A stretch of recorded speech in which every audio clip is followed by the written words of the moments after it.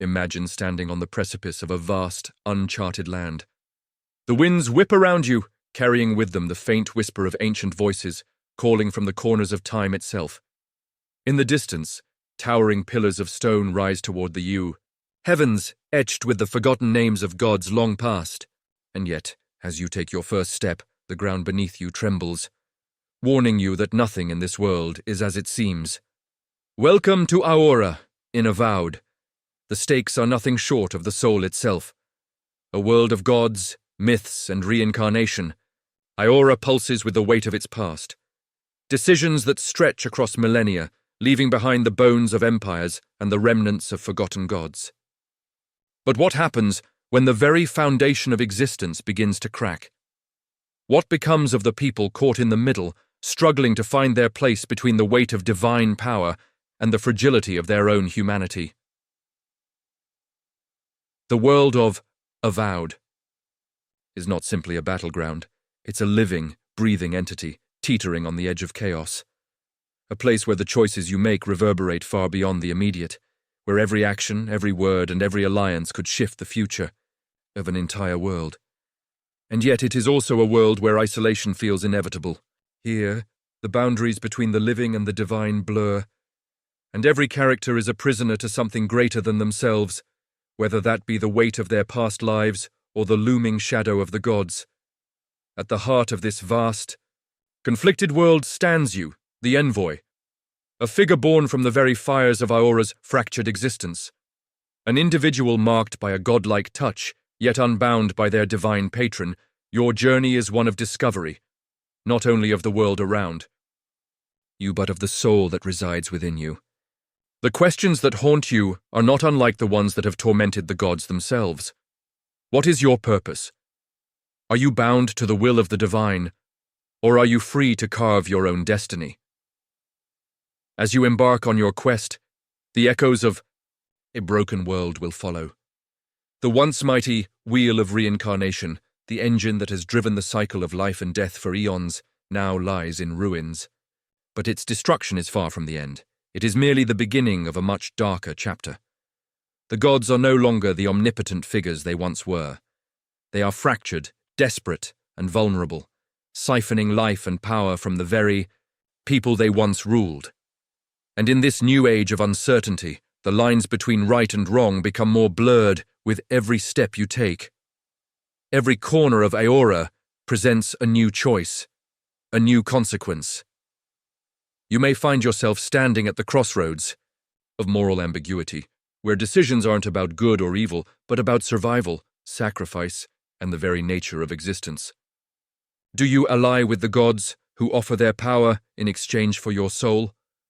Or do you defy them, choosing to walk a path that may lead to the destruction of all you've known? But beyond the larger conflicts that shape Aora, there are the personal struggles that define each character you meet along the way. These are not simply NPCs in your journey. They are souls, each carrying the weight of their past, each wrestling with their own inner demons. Some have given themselves over to the gods, while others seek freedom from their divine chains. And you, as their guide, must decide whether you will help them find redemption or push them further into despair. Take Kai, one of your first companions. His past is a shadow that haunts him, a weight that he can neither escape nor forget. He once served the Empire, but his heart, like his soul, was marked by the endless wars and betrayals that have torn Aora apart. The choices you make together will either heal his wounds or drive him deeper into the darkness. And this is just the beginning. Marius and Giata are no less burdened by their pasts. Their stories are inextricably linked to your own fate, as you guide them toward the same crossroads you yourself must face. Will you choose to save them, or will you let them fall? Each of these characters brings their own unique strengths and weaknesses to your journey. But as you discover, none of them are immune to the world's influence. Every choice, every action, ripples through Aora, carving out a future that feels both familiar and entirely alien. And as the stakes grow higher, you begin to wonder, are you truly in control of your own fate, or have you already fallen into the hands of a god, whether you know it or not? This is the challenge that Avowed presents. A world where the past never truly dies, and the future is uncertain. But there is a flicker of hope in this darkness. As you navigate this chaotic world, forging alliances and breaking enemies, you begin to see the threads of destiny weaving together, pulling you toward a single, terrifying question. How much are you willing to sacrifice to shape the world according to your will? But it's not just the gods who will challenge you, it's the very land itself. The dream scourge, a disease that corrupts the soul and the body alike, spreads across the land, turning everything it touches into a nightmare. The people of Paradise, a town caught in the crossfire of empires and rebellion, will test your resolve. And the mysterious forces that govern the living lands, where the laws of nature and magic have twisted into something unrecognizable, will leave you questioning everything you once thought was true. As you move through the land, you are constantly reminded that every action has a consequence. Whether it's sparing an assassin's life or deciding the fate of a town, every choice you make will shape the future of Aora. But in the end, it's not just about saving the world. It's about discovering who you truly are in a world that's constantly changing. Can you reconcile your past and your future? Or will you be forever trapped in the cycle of gods and souls, unable to escape the consequences of your own choices? The world of Avowed is one of beauty, mystery, and danger. It's a world where gods have fallen, where civilizations have crumbled, and where the only thing that remains constant is the unrelenting tide of fate. But as you embark on this journey, know this: your choices matter. The gods may be watching, but they are no longer the ones pulling the strings. You are. And as the world shifts beneath your feet, one question will haunt you. Will you be the one to break the cycle, or will you become just another lost soul, forever forgotten in the depths of Aora's endless reincarnation? The answers await, and they will change everything. The world of Aora, a universe born of gods and souls. In the world of Aora, the line between the divine and the mortal is razor-thin. Every corner of this vast mystical land is shaped by the gods and the people who walk beneath their watchful gaze. The gods are not distant figures of legend here. They are woven into the fabric of life, their influence extending far beyond the temples and sanctuaries that litter the landscape. But this is a world that has seen both the rise and fall of gods, a world where the consequences of divine ambition have rippled through time, leaving behind scars that will never heal. Aora's story begins with the very souls that inhabit it. Souls in Aora are not just lifeless fragments of existence. They are the essence of life itself, constantly in motion through the intricate process known as the lineate cycle. This cycle of reincarnation governs everything: the rise and fall of empires, the birth of heroes, and the death of legends. When a soul dies, it enters a realm known as the in-between, wandering aimlessly until it reaches the Ordra pillars, gateways to the afterlife, where it can finally ascend to the beyond. Here, in the beyond, the gods themselves reside, pulling the strings of fate with a hand that is often unseen but always felt. But there is more to the world of Aora than just the endless march of souls. The gods, ever ancient, are not merely creators. They are manipulators, driven by their own desires and ambitions. At the core of Aora's history is a group of divine beings known as the Uans. The Uans were once a powerful civilization, their cities and technologies some of the most advanced the world had ever seen. But despite their advancements, they were not satisfied. They looked to the heavens and saw the gods as distant, unknowable figures, beings who controlled the fate of mortals but did not share in their struggles or triumphs. The Uans sought to change this. Desiring power beyond their mortal limits, they sought to control the wheel of reincarnation itself. The wheel, an ancient and mysterious force, governed the souls of Aora, allowing them to be reborn time and time again. The Uans, in their hubris, decided that they could become the gods themselves. They used their advanced technology to siphon the souls of their people, creating deities from the very essence of life itself. These gods, crafted by the Uans, were meant to serve their creators' desires, to embody concepts and ideals that the Uans themselves could not attain. But this ambition came at a terrible cost. The Uans' reckless experimentation with the wheel tore apart the very fabric of the world. The gods they created were not the divine beings they had imagined, but distorted, reflections of their own ambitions. And as these gods came to power, they waged wars against one another, each seeking to dominate the others, throwing Aora into chaos. The gods fought for control of the wheel, for the power to shape the fate of the world itself. And in the end, their struggles led to the collapse of the very system they had sought to control. But the Uans' legacy did not die with their civilization. The gods they had created, beings like Barath, the god of cycles and rebirth, and Meren, the goddess of fire, continued to exist, albeit in fractured forms.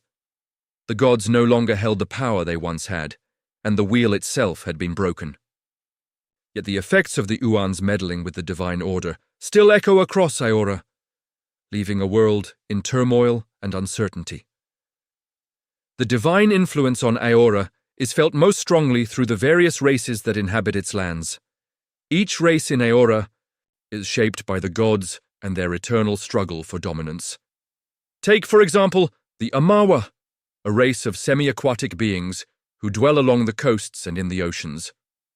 These people are marked by their connection to the sea, a gift that ties them to the gods of water and the fluidity of life. Their culture revolves around the ebb and flow of tides, a reminder of the cyclical nature of existence itself. The Amawa are both protectors and victims of the gods, caught between their divine blessings and the harsh realities of their world. Then there are the Orlan, a race of small, fur-covered beings who are known for their keen senses and agility. The Orlan are unique in that they have a deep connection to the earth, their bond with nature more profound than that of any other race. Their large ears and thick coats are not just physical traits, they are symbols of their sensitivity to the natural world and the unseen forces that govern it. The Orlan are deeply spiritual, often seeking to commune with the spirits of the land, and their culture reflects a respect for the balance of nature and the cycles of life. But perhaps the most intriguing race in Aora are the godlike. Unlike the other races, the godlike are not defined by their physical appearance alone. These beings are marked by their divine connection, each one touched by a god and bearing the marks of their patron. Some have eyes that glow with the light of their gods, while others are marked with strange, otherworldly features that set them apart from all other beings. The godlike are both revered and feared, for their connection to the divine is both a blessing and a curse. They are powerful, yes, but their power comes at a great cost, one that few are willing to pay. The souls of these races, whether mortal or divine, are tied together by the events of the past. The lineate cycle ensures that life continues, but it also ensures that the struggles of the past are never truly forgotten. Every soul that passes through the Ordra pillars carries with it the weight of history, the burdens of those who came before. In Avowed, the past is not something that can be buried or erased. It is a force that shapes the present, and every decision you make will be informed by the ghosts of those who have come before. And as you step into the world of Aora, you will soon realize that you are not merely a passive observer of this world. You are a part of it. Your choices will shape the future of Aora, just as the gods and mortals before you shaped its past. Every step you take, every decision you make, will bring you closer to understanding the true nature of this broken world and the divine forces that seek to control it. In this world, nothing is as it seems. The gods may be powerful, but they are not invincible. The races of Aora may have their strengths, but they are also vulnerable. The soul that you carry with you is both a gift and a curse, one that binds you to the fate of Aora itself. The history of this world is written in the stars, but its future is still unwritten, and you are the one who will decide what happens next. As you journey through Aora, you will be faced with questions that have no easy answers. Who are you, really? Are you a servant of the gods, or are you something more? And when the world around you begins to crumble, will you stand with the gods, or will you defy them, forging a new path for yourself and the world you inhabit? The answers are waiting, but only you can uncover them. The wheel of reincarnation and the fall of the Uans. Before the world of Aora became a battleground of divine forces and mortal struggles, it was governed by a cosmic order known as the Wheel of Reincarnation. This ancient and mysterious force was the very foundation of life in Aora, a cycle that ensured that all souls, whether of the gods or the mortal races, would be reborn and continue their existence across generations.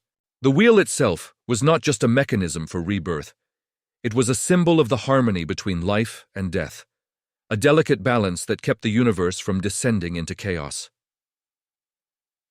The Wheel of Reincarnation was central to the order of Aora. When a soul passed from the mortal realm, it would journey through the in-between, a liminal space between life and death. From there, it would seek out the Ordra pillars, the conduits through which souls would reach the beyond, the home of the gods. This process was vital to the natural flow of existence. The gods themselves relied on the souls that passed through the wheel, drawing sustenance from their essence to maintain their divine power. Without the wheel, the gods would wither, and the mortal world would be left to decay. But this balance, as with all things in Aora, was never meant to remain undisturbed. And it was the ancient civilization of the Uans who first sought to control the wheel, setting in motion a chain of events that would change the world forever. The Uans were once an advanced and prosperous civilization, their knowledge of magic and technology far beyond anything the world had ever seen. They were a people driven by an insatiable thirst for power, always seeking to transcend their mortal limitations. But their ambitions soon turned toward the gods. The Uans, despite their mastery over the elements and the mysteries of the cosmos, felt limited by their mortality. They worshipped many gods, hoping that their devotion would grant them immortality or divine favor. But as the gods continued to remain aloof, the Uans began to grow desperate. In their arrogance, the Uans decided they could not simply worship the gods, they could become the gods. They sought to control the Wheel of Reincarnation itself, believing that by manipulating its cycles, they could transcend death and create gods of their own. To do this, they used their advanced technology and arcane knowledge to siphon the souls of their people, weaving them into new divine beings who would serve the Uans' desires. But this attempt to control the wheel was disastrous. The gods they created were not the benevolent deities the Uans had hoped for. Instead, they were twisted reflections of the Uans' own desires, embodiments of raw power, chaos, and destruction. The divine figures that emerged from this experiment, like Barath, the god of cycles and rebirth, and Meraran, the goddess of fire, were born of the Uans' hubris, their power fueled by the very souls of their people. They were gods, yes, but not in the way the Uans had envisioned. As these newly created gods began to awaken, they found themselves locked in a bitter struggle for dominance. Their divine nature, coupled with their unchecked power, made them both invincible and unstable. The gods, who were supposed to serve as instruments of order, became the architects of chaos. Their conflicts tore through Aora, destabilizing the balance that had once governed the world. The Uans, who had hoped to harness the power of the gods, found themselves caught in the crossfire of divine wars. Entire cities were destroyed, civilizations fell, and the very fabric of reality itself seemed to unravel. The Uans' creation of the gods was an act of defiance against the natural order, but in their folly, they had opened the door to destruction. The gods, once under the control of the Uans, were now free to pursue their own ambitions. The wheel itself, once a symbol of life's eternal cycle, was shattered, its delicate balance forever broken.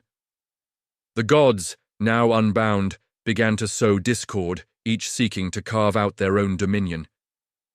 And in the wake of this divine upheaval, the world of Aora was left in ruins. The fall of the Uans was not just the collapse of a civilization, it was the collapse of the very order that had governed Aora. The gods, once distant and revered, were now scattered, their influence fading, their power waning. The souls that once passed through the wheel now wandered aimlessly in the in-between, unable to find their way to the beyond. The gods themselves, weakened by the broken wheel, were left vulnerable, their divine essence slowly draining away. This cataclysmic event left the world of Aora in a state of uncertainty. The gods had lost their power, and the people of Aora were left to fend for themselves in a world that had lost its direction.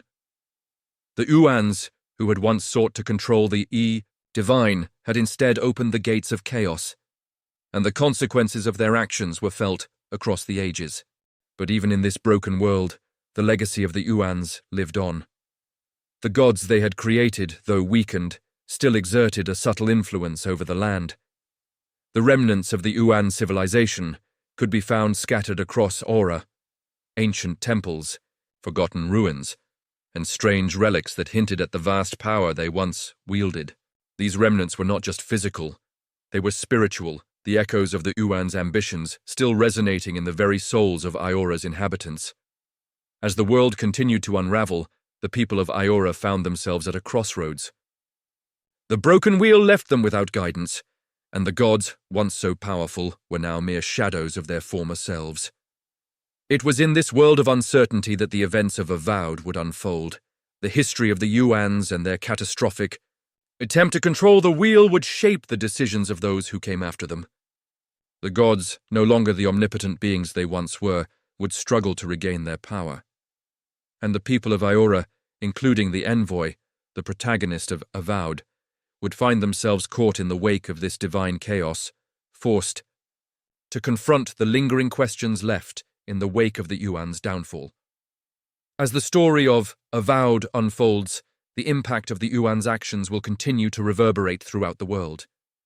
The broken wheel, the fractured gods, and the remnants of a fallen civilization all contribute to the complex tapestry of Aora's history. And at the heart of it all, one question remains. What will become of Aora now that its divine order has been shattered? The answers lie in the choices you make, choices that will determine whether the gods will rise again or whether the world will remain broken forever.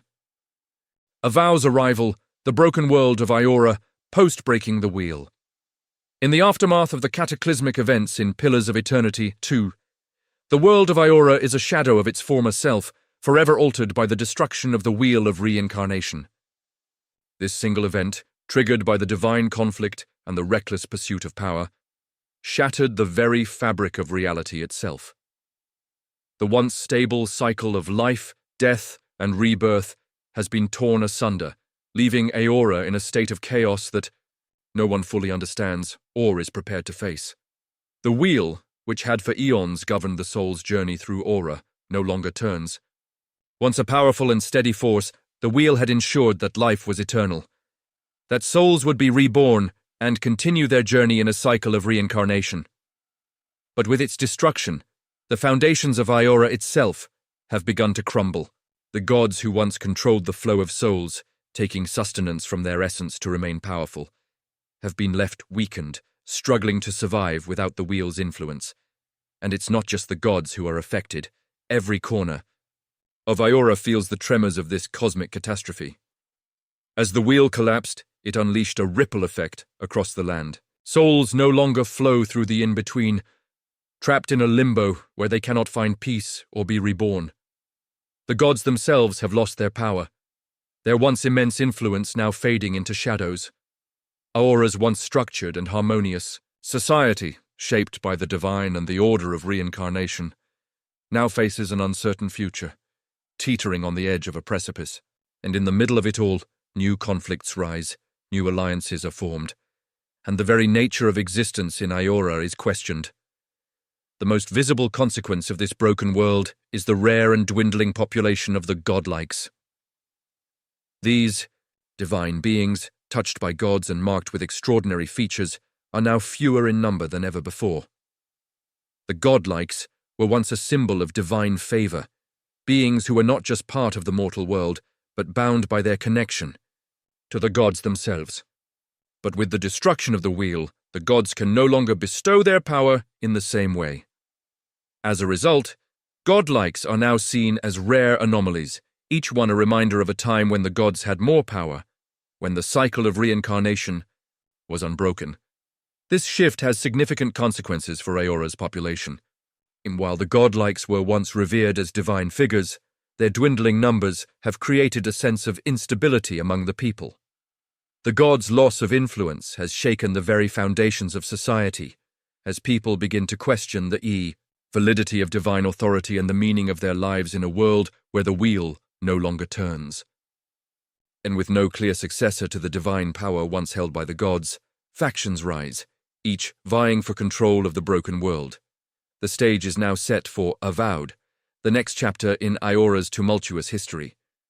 But this is not a world of gods and mortals locked in battle. It is a world of survivors, struggling to find meaning and purpose in a realm that no longer offers the certainty it once did. The Yadir Empire, once a powerful force, now faces the challenge of adapting to this new world order. The Empire's long-standing belief in the gods and their divine right has been shaken to its core.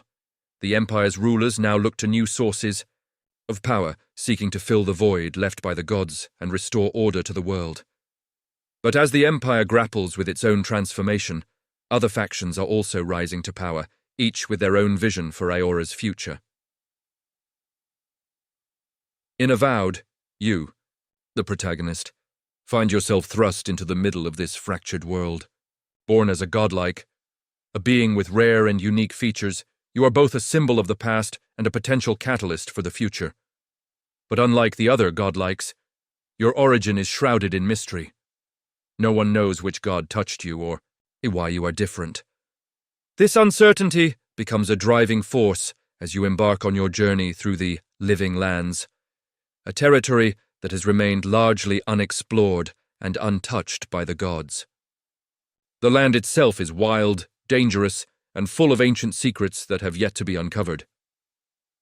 The Living Lands are the perfect representation of Aora's transformation. They are a place of extremes, where old traditions clash with new ideas, where the remnants of past gods' influence linger like echoes in the air. Here, in this untamed land, you will find that survival is not just about brute strength or political power.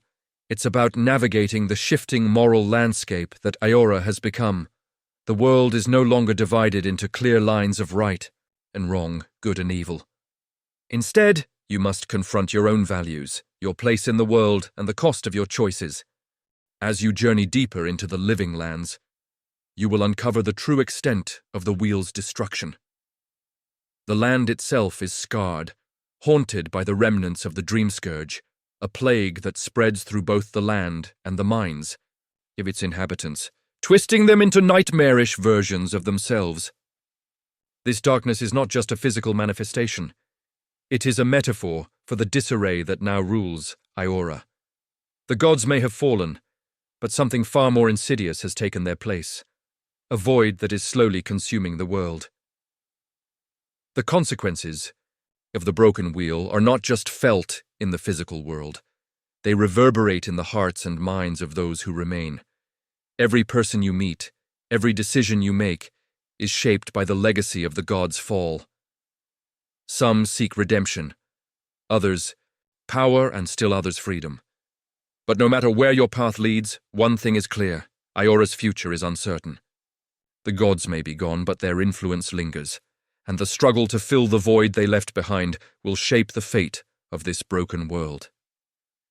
As you step into this fractured world, you are not just an observer, you are a key player in the future of Aora.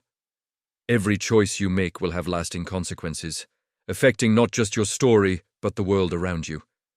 Will you seek to restore the lost balance of the gods, or will you embrace the chaos that has come in their wake and forge a new path for Aora's future? The world is waiting for you to decide. Aora's journey is far from over. It has been broken, shattered, and remade in the aftermath of the gods' downfall. But as you set foot into this transformed world, one question remains: what kind of world will you create? The Envoy's mission, a call to the Living Lands. The world of Aora is vast and uncharted, filled with dangers both known and unknown. And in the heart of this fractured realm stands the Envoy, a figure of divine mystery, marked by the gods themselves, but left to carve out a destiny far from their celestial influence. Born of the Yadir Empire and touched by the divine, the Envoy is unlike any other. Their story begins not in the courts of empires or the halls of gods, but on the storm-tossed waves of the living lands, where fate itself seems to pull them, forward into a world teetering on the edge of collapse.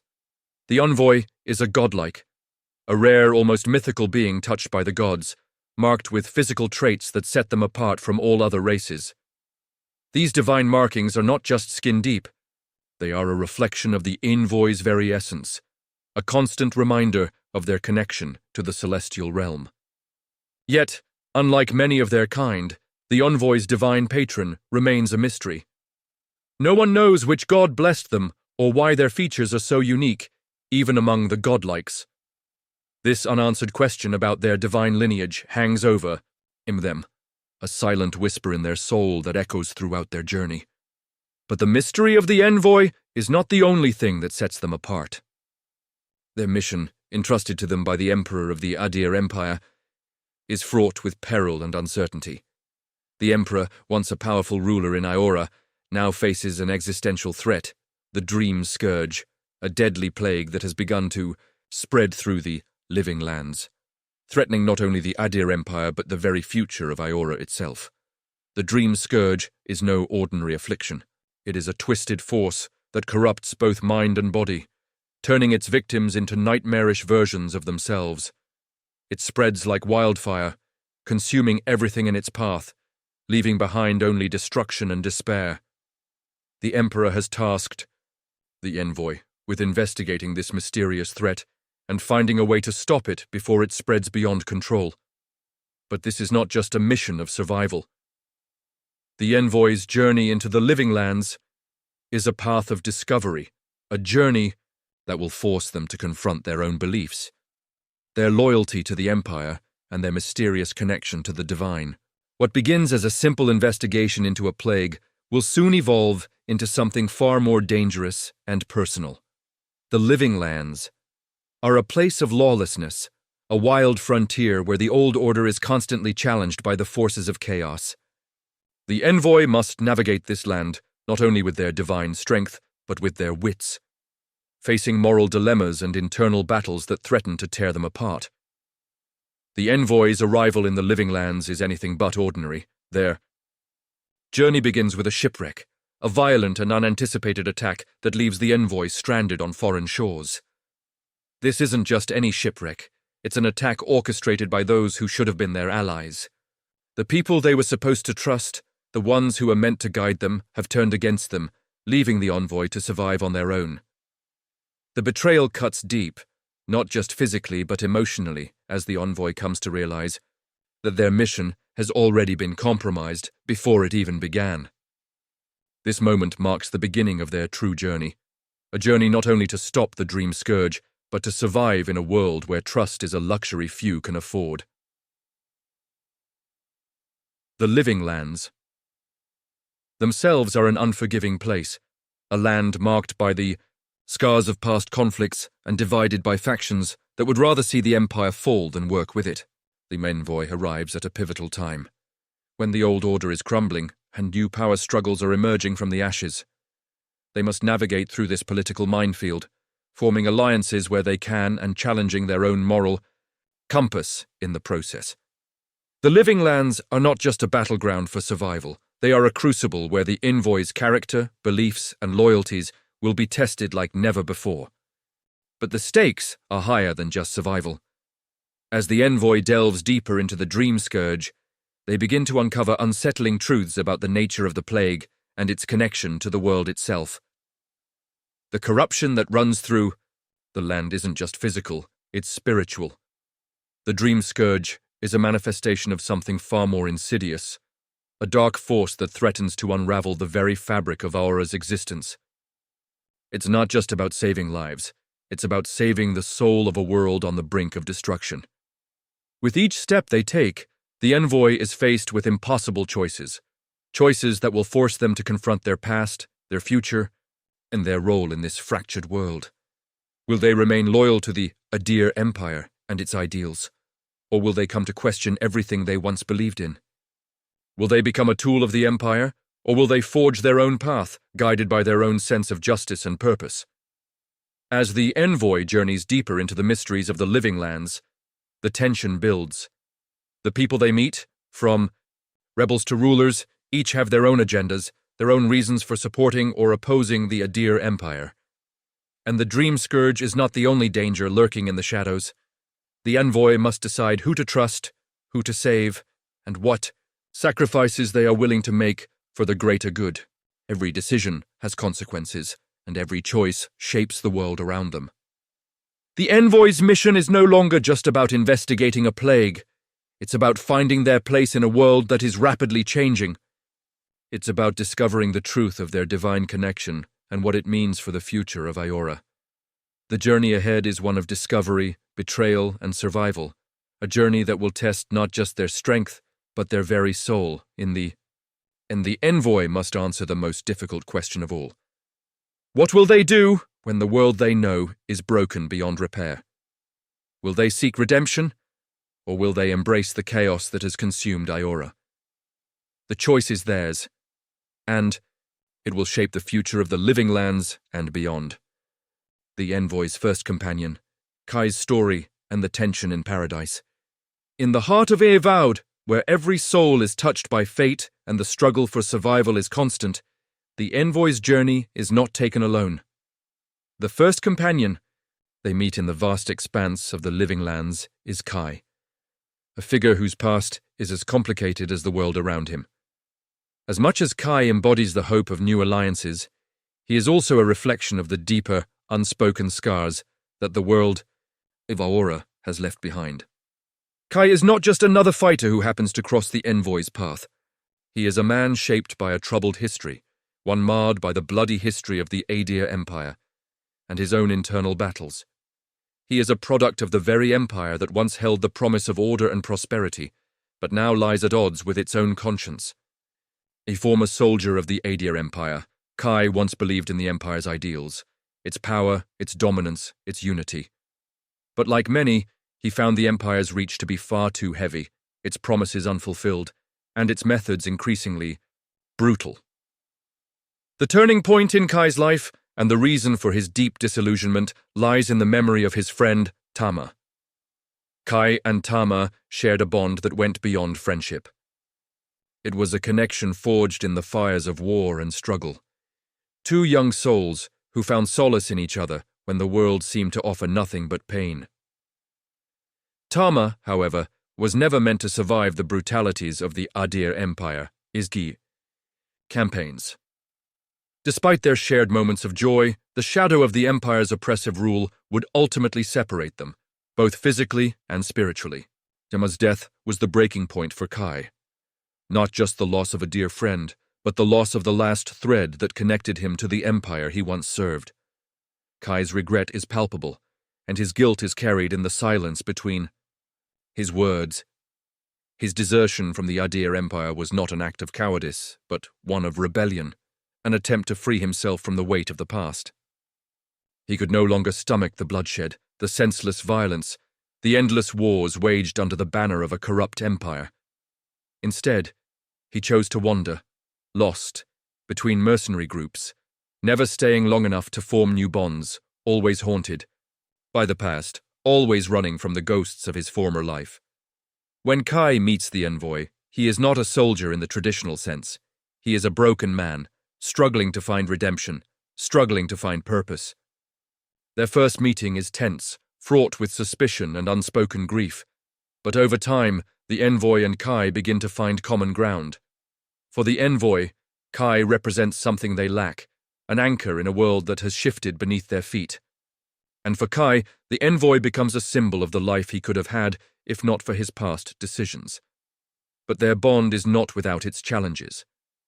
Kai is not yet ready to fully trust anyone, especially someone so deeply tied to the Empire. He's left behind. But as they continue their journey, the Envoy begins to understand that Kai's journey is not just about finding redemption. It's about confronting the choices he's made and accepting the consequences that come with them. Their first stop together is Paradise, a town with a name that seems to mock its reality. Paradise is a place of contradictions, a seemingly idyllic outpost on the edge of the living lands, yet its streets are filled with tension and unrest. The town is divided, torn between the presence of the Adir Empire and the rebellious forces that resist its control.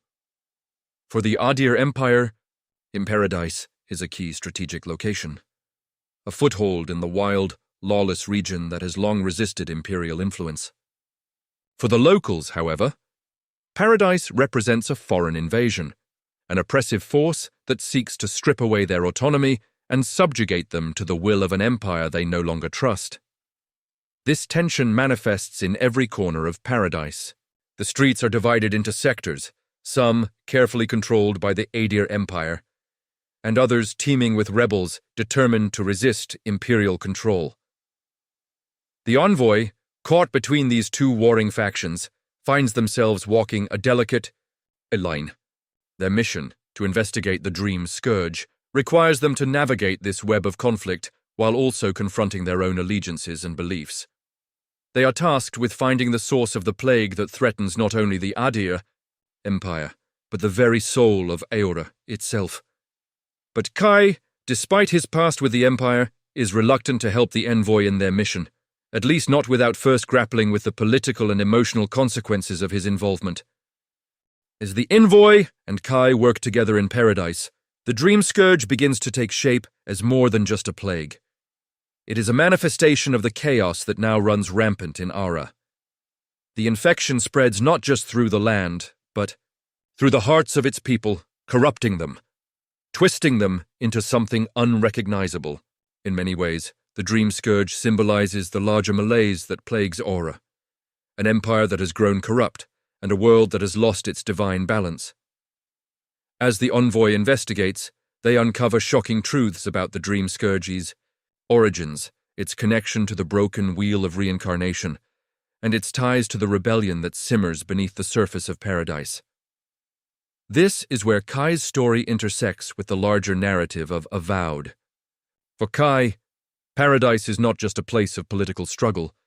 It is a reminder of everything he has lost, everything he has tried to escape. The rebels in Paradise are not just enemies to the Empire.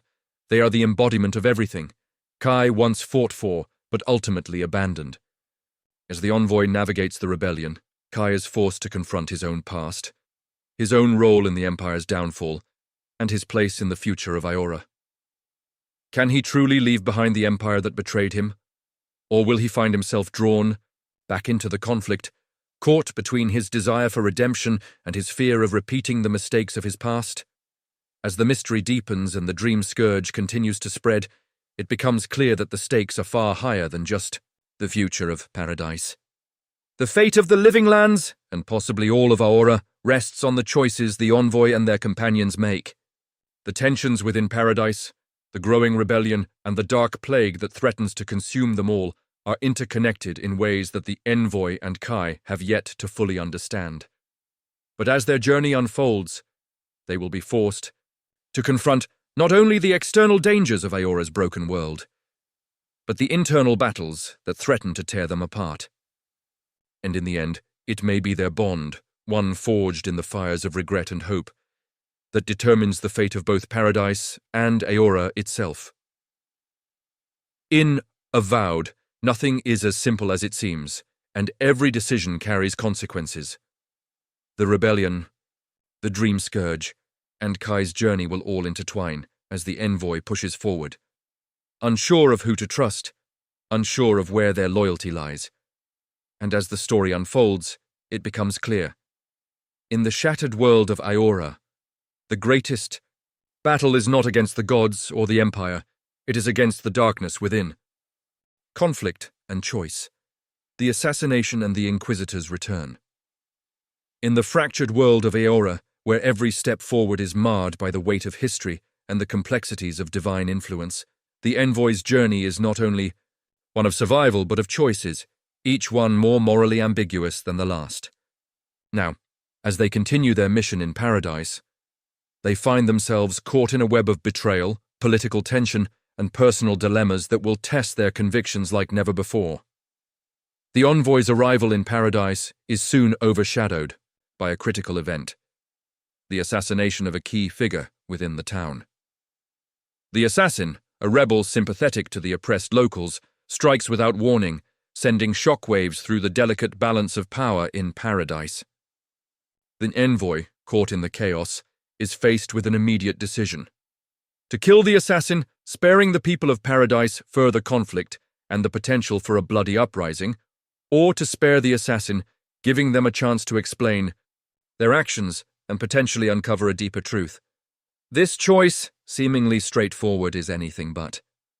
The implications of the envoy's decision ripple outward, affecting not just the immediate fate of the assassin, but the future of paradise itself.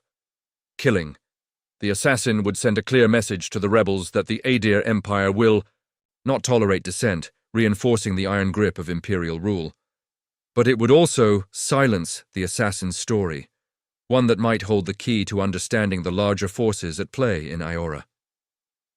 The envoy must ask themselves, is it worth shedding blood to maintain order, even if it means erasing the possibility of change? On the other hand, sparing the assassin opens a different kind of Pandora's box. By allowing them to live, the envoy risks emboldening the rebels, providing them with a rallying point against the Adir Empire. It's a choice that could weaken the Empire's position in paradise, a choice that may ignite further rebellion, threatening the fragile peace the Empire has struggled to maintain. But by sparing the assassin, the envoy also allows the possibility of redemption, of understanding the rebels' true motivations, and potentially shifting the balance of power in a way that could benefit the people of paradise in the long run. That each decision is fraught with its own moral and emotional weight. The envoy's heart pulls them toward justice, but the cost of such justice is not always clear. Is it right to take a life in the name of order, or does true justice lie in understanding, in offering a second chance? Can the envoy live with the consequences of their actions, whatever they may be? In a world as fractured as Aora, where gods themselves have fallen, and the cycle of life and death is no longer guaranteed, these are not questions easily answered. But as the envoy grapples with this dilemma, a greater force is about to enter the scene, one whose presence in paradise will only escalate the stakes. Enter Inquisitor Ludwin. Ludwin is no ordinary character in the world of Aora. She is a death guard, a being who should not exist in this world. Death guards are rare, souls bound by an unbreakable will, unable to pass on to the afterlife, due to their overwhelming determination. Once mortal, Ludwin's soul was denied rest, forcibly resurrected by her unwavering devotion to the god Woda. This divine connection has made her a formidable figure in Aora, driven, relentless, and bound to the will of a god whose influence has shaped much of Aora's history.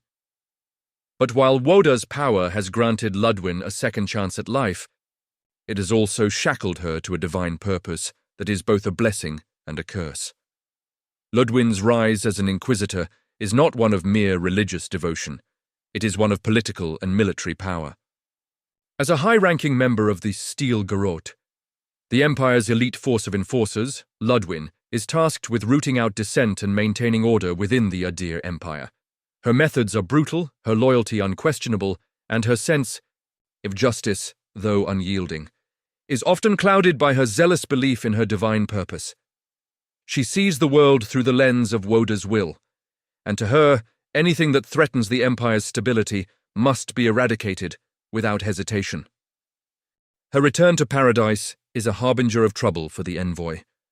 Although the Adir Empire's forces are scattered and weakened in many parts of the world, Ludwin remains a constant, an unyielding symbol of imperial authority. Her presence in paradise is no accident. She has come to quash any rebellion, to maintain the Empire's grip on the town, and to suppress the growing unrest among the people. But as the envoy learns, Ludwin's faith in Woda will soon be tested. Her rigid sense of justice will clash with the reality of the world around her, and she will be forced to confront the consequences of her own unshakable devotion. In the conflict surrounding the assassination, Ludwin's return only deepens the stakes. She views the assassin as a symptom of the rebellion that threatens the Empire, and she will stop at nothing to eliminate the threat. But unlike the envoy, who is caught in the moral struggle of whether to kill or spare, Ludwin is unwavering in her resolve. She believes in the Empire's divine right to rule, and to her, the price of maintaining order is one that must always be paid in blood. The Envoy is left wondering, is Ludwin truly an instrument of justice? Or is she merely a pawn in a divine game that seeks to crush dissent at any cost? Her return marks the beginning of a conflict that will shape the Envoy's journey in unexpected ways. Ludwin's unyielding nature and her role as a death guard make her a formidable opponent, but they also make her a tragic figure.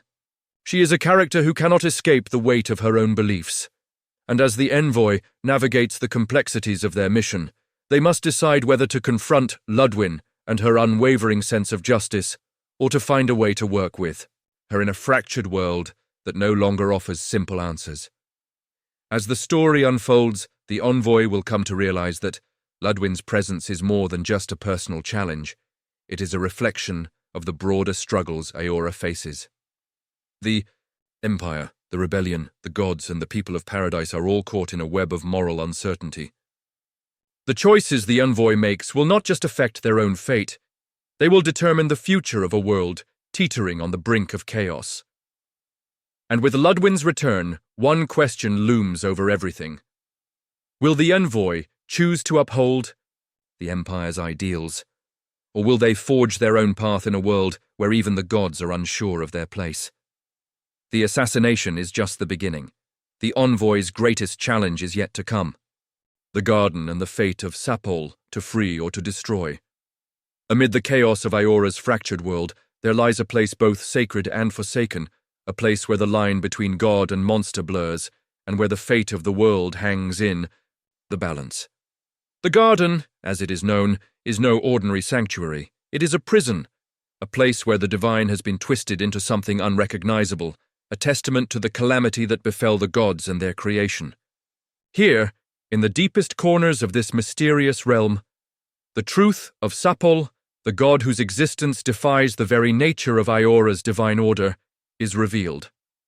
Unlike the gods of Aora's established pantheon, Sappol was not created by the Uans, or by the divine manipulations that fractured the wheel of reincarnation. They were not a part of the world's order, nor were they born from the cosmic struggles that have shaped Aora for millennia. Instead, Sappol was created independently, a god formed by the very essence of the living lands, a land untethered from the divine influence of the other gods. This makes Sappol not only a unique deity but also a dangerous one, a being of immense power who exists outside the rules of the established pantheon. However, Sappol is not just a god. They are also a victim. Imprisoned in the garden by Woda and the other gods, Sappol's existence has been one of solitude and suffering. Though their power is vast, it is also isolated. They were not born from the divine order that governs Aora, and for this reason, they are treated as an abomination by the other gods, an entity whose very existence threatens the balance of power. And Sappol's influence was too great for the gods to ignore, and so they sought to imprison them, trapping them in the garden, a place where the divine is kept in check. But what makes Sappol's story even more tragic is their role in the creation of the Dream Scourge, the very plague that threatens to unravel Aora. The Dream Scourge is no mere disease. It is a manifestation of the chaos that stems from the breaking of the divine order. It corrupts not only the body, but the soul, twisting both into grotesque forms. Those afflicted by the Dream Scourge are driven mad, their minds consumed by visions of nightmare and suffering. The disease is both a reflection of Aora's crumbling structure and a consequence of Sappol's desperate cry for help, an outpouring of agony that has bled into the world like a poison. For Sappol Sorafur, the Dream Scourge is an unintended consequence of their power. The gods' imprisonment, the isolation, and the pain of being cut off from the divine world led to their despair. In their agony, Sappol's power erupted, causing the Dream Scourge to spill out into the land, infecting everything it touched. But Sappol did not intend to bring about such destruction. They were simply trying to reach out, to make their presence known in a world that had abandoned them. This is where the Envoy's journey becomes more than a mere investigation into a plague. It becomes a confrontation with the divine itself. As the envoy ventures deeper into the garden, they come face to face with the god Sappol, who is both a victim of the gods and a creator of destruction. The envoy's connection to Sappol runs deeper than they first realize. There is a strange resonance between them, a connection that ties their past lives to Sappol's existence. In fact, it seems that Sappol and the envoy share a bond that transcends time. Their souls perhaps have crossed paths in previous incarnations, and Sappol's influence on the envoy is undeniable. As the envoy converses with Sappol, the truth of their shared history begins to emerge. The envoy has always felt like an outsider, marked by the gods, yet never fully embraced by them. Now, standing in the garden, the envoy realizes that their own divine nature may not be as simple as it seems. They have always been caught between the gods' power and their own humanity. And in Sappol, the envoy sees a reflection of their own struggle. An individual caught between the divine and the mortal. A being who was never meant to exist, yet was forced into a world that cannot understand them. But the true question now lies in the choice before them.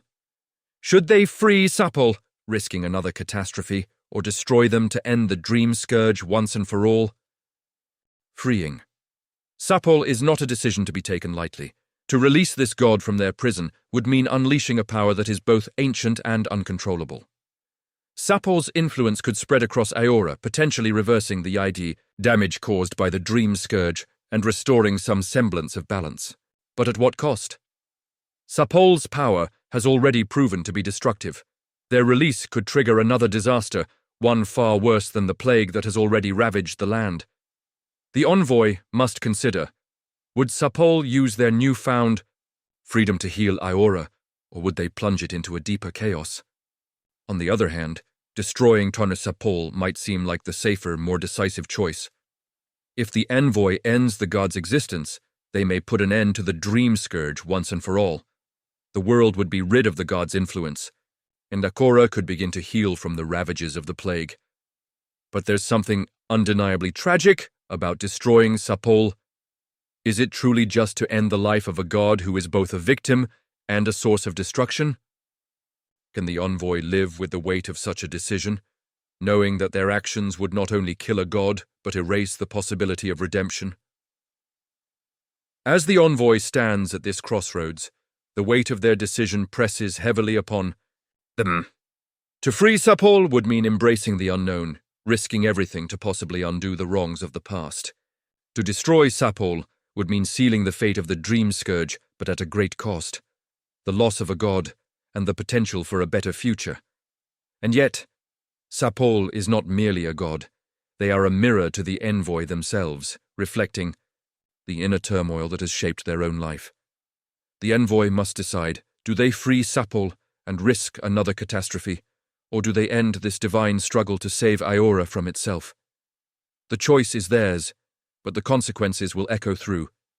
Aora forever, the fate of Sappol and with it the future of Aora, rests in the envoy's hands. What path will they choose? The final choice. What will the living lands become? As the envoy approaches the final moments of their journey, a weighty decision looms on the horizon, one that will forever shape the future of the living lands and the people within. What started as a simple mission to investigate the dream scourge has evolved into a much greater responsibility. The fate of an entire land, its people, its culture, and its future, now rests in the hands of the envoy. The choice before them is no longer just a matter of survival. It is about defining what kind of world the living lands will become in the wake of the god's fall and the broken wheel of reincarnation. The living lands, once a lawless frontier teeming with both opportunity and chaos, now finds itself at a crossroads. The Adir Empire, the last vestige of Aora's old power structure, seeks to extend its influence, bringing the living lands under its control. The Empire offers the promise of stability, a return to order, but at what cost? The people of the living lands, many of whom have lived in defiance of imperial rule, may never accept the Empire's dominance. For them, the Adir Empire represents oppression, the very force that has ravaged their land, undermining their autonomy and independence. On the other hand, the living lands could remain independent, as they have always been, a collection of disparate tribes, villages, and factions that govern themselves without the interference of the Empire. But this independence comes with its own set of dangers. The lack of a centralized government has left the living lands vulnerable to outside forces. And the Dream Scourge is a testament to the chaos that can emerge in a lawless world. Without the stability the Adir Empire promises, the people, if the living lands, may face a future of constant struggle and uncertainty. While independence may seem like freedom, it could also spell the end of the fragile peace that has held the region together. In between these extremes lies the possibility of a compromised government, a delicate balance between the Adir Empire and the factions of the living lands. A new structure, one where the living lands maintain some semblance of autonomy while still benefiting from the stability and resources the Empire offers. This compromise could offer the living lands a chance to heal, to rebuild, and to grow, but it also risks alienating both the rebels who desire complete independence and the Empire loyalists who want to impose imperial rule. The idea of a divided government may seem like the fairest option, but it is also the most fragile, a house of cards that could collapse at the slightest push.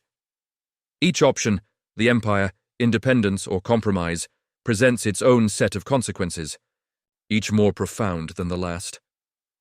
The future of the living lands is not just a political question, it is a moral one. The choice the Envoy makes will determine the lives of thousands of refugees who have found themselves in this tumultuous and fleeing from the wars and corruption of the Adir Empire, hoping to find a place where they can live in peace. But these refugees, like the land itself, are caught between worlds, torn between the empire they fled and the uncertain future that awaits them in the living lands. The Envoy's decision will decide whether they are welcomed and integrated into society or cast aside as outcasts, destined to live on the fringes of a new world order. The stakes couldn't be higher. The people of the living lands are weary from war, distrustful of both the Empire and each other. Their land is scarred by centuries of conflict and mismanagement, and the Dream Scourge has only added to their suffering. The Envoy's choice will either heal these wounds or deepen them, creating a legacy that will echo for generations to come. Choosing the Adir Empire will bring order and stability, but it will do so at the expense of the living land's independence. Choosing independence will offer freedom, but it could condemn the people to chaos and destruction. And choosing compromise will give the living lands a chance to rebuild, but it may prove to be a fragile solution, one that leaves both sides dissatisfied. The Envoy's decision is more than a political choice, it is an existential one. The fate of Aora itself is tied to what happens in these final moments. The living lands represent the last bastion of a dying world, a place where the old order can either be restored or completely dismantled. If the Envoy sides with the Empire, they may bring an end to the chaos, but they will also ensure that the Adir Empire's control over Aora is absolute. If they choose independence, they may create a new world, but one that could easily fall apart under the pressure of internal strife. And if they choose compromise, they may find a middle ground, but one that could ultimately prove unsustainable. The choices are stark, and there is no right answer. Each decision is fraught with consequences, each choice a step toward a future that cannot be undone. The Envoy must ask themselves, what is worth sacrificing for the greater good? Will they choose stability at the cost of autonomy, freedom at the risk of anarchy, or a middle road that may be too fragile to stand? As the Envoy stands before this monumental decision, the weight of the world bears down on them.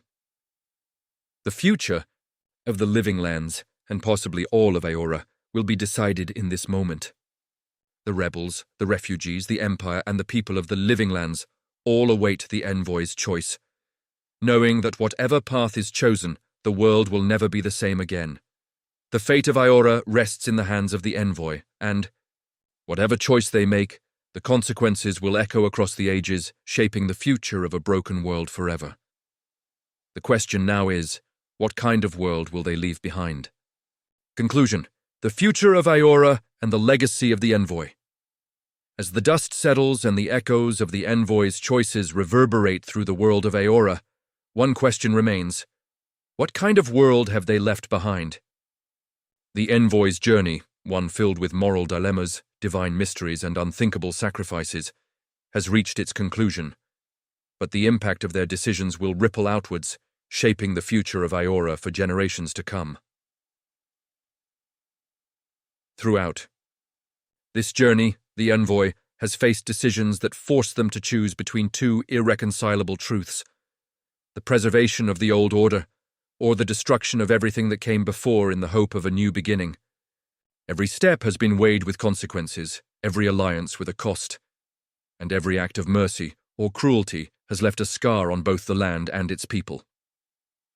From the moment the Envoy was cast into the heart of the living lands, their path was one of self-discovery, not just of the world they inhabit, but of their own identity, of what it means to be tied to the gods and yet remain so fundamentally separate from them. In the end, the Envoy's actions, whether they sided with the Adir Empire, championed independence, or crafted a fragile compromise between the two, have irrevocably changed the course of Aora's future. Was it for the better, or did they unknowingly seal its doom? There is no easy answer. Aora, with its rich history of divine manipulation, catastrophic wars, and cycles of rebirth, cannot be reshaped by a single choice. It is a land defined by its own internal contradictions, where even the gods are bound to the consequences of their past actions. In this way, the Envoy's journey becomes a reflection of the larger struggle within Aora, a struggle between the desire for stability and the fear of repeating history's darkest chapters. For the people of the living, land assures the Envoy's decisions will carve a future unlike any other. Whether they choose to submit to the Adir Empire, preserve their independence, or form a compromised government, the legacy of these choices will remain etched in the memories of those who live through them. The refugees who sought solace in the living lands are now part of a new story, one shaped by the Envoy's actions. Will they find a place of peace in the world, or will they continue to be pawns in the game of gods and mortals alike? And what of the dream scourge? The Envoy set out to solve its mystery, but in doing so they uncovered a far deeper and more tragic truth about the world's collapse. The plague was not just a physical affliction. It was a symptom of a world that had lost its divine center, a world struggling to heal from the wounds inflicted by the broken wheel of reincarnation. By confronting the dream scourge, the Envoy has, in some ways, chosen to confront the very nature of existence in Aora. But the ultimate question remains: will the world ever truly heal, or has the damage been done, too deep, too far-reaching for even the most powerful gods to fix? As the Envoy looks to the future, one thing is clear: the wheel's destruction and the gods' fall have left a gaping void in the heart of Aora. The Adir Empire may seek to fill it, but its iron rule cannot soothe the scars left behind. Independence offers the hope of freedom, but at the risk of chaos. The compromise between the two offers a fragile peace, but one that may collapse under its own weight. The people of Aora, like the Envoy, are left to navigate a world that has no clear direction, where the future is as uncertain as the past is painful. As the screen fades to black, leaving the Envoy to contemplate their choices, there's a lingering sense that the story of Aora is far from over. The Envoy may have changed the course of history, but the future remains uncertain. Will the consequences of the wheel's destruction continue to haunt future generations? Will the gods ever return to Aora, or has their departure created a world where the people must carve their own path, free from divine interference? And as Avowed story concludes, the question echoes: what kind of world have you, the player, helped create? What legacy will the Envoy leave behind? These are the questions that will linger long after the credits roll. We may have reached the end of this journey, but the story is far from finished. What do you think? Did the Envoy make the right choice for Aora, or did they seal the fate of a world on the brink of collapse? Share your thoughts in the comments below. What would you have done if you were in the Envoy's shoes? The world of Aora is waiting, and your decisions are still echoing through the ages. The Envoy's journey is over, but the future of Aora is still being written.